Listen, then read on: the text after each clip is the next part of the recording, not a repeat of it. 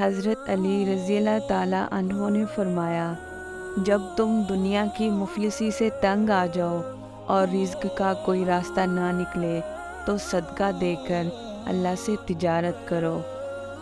حضرت علی رضی اللہ تعالیٰ عنہ سے کسی شخص نے پوچھا، میں بہت کوشش کرتا ہوں کہ صبح نماز پڑھوں مگر اٹھا نہیں جاتا۔ حضرت علی رضی اللہ تعالیٰ عنہ نے فرمایا، یہ نیند کی وجہ نہیں بلکہ تم جو سارے دن میں جو گناہ کرتے ہو وہ تمہارے گردن میں توق، ہاتھوں میں ہتھ کڑی اور پاؤں میں بیڑیاں باندھ کر تمہیں اٹھنے نہیں دیتے۔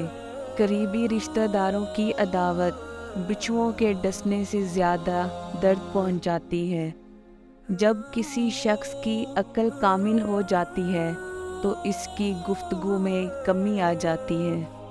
حضرت علی رضی اللہ تعالیٰ عنہ سے کسی نے پوچھا کہ آپ کی تلوار تو بہت تیز ہے مگر آپ کی سواری سست ہے، کیا ہی اچھا ہو کہ آپ سواری بھی تیز رکھ لیں۔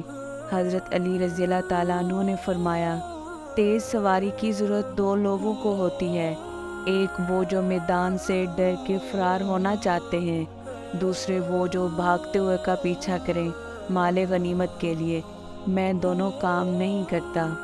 کسی نے حضرت علی رضی اللہ تعالیٰ عنہ سے پوچھا، عجیب بات ہے، خدا نبی صلی اللہ علیہ وسلم کو محبوب کہتا ہے مگر کلام میں پہلے اپنا نام رکھ دیا اور بعد میں اپنے محبوب کا۔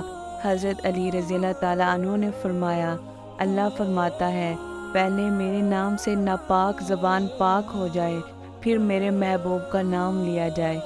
لوگوں کو دعا کے لیے کہنے سے زیادہ بہتر ہے ایسے عمل کرو کہ لوگوں کے دل سے آپ کے لیے دعا نکلے۔ اگر آپ کو ہماری ویڈیو پسند آئی ہے تو ویڈیو کو لائک کریں، چینل کو سبسکرائب کریں اور مزید اس طرح کی ویڈیوز کے لیے بیل آئیکن ضرور دبائیں۔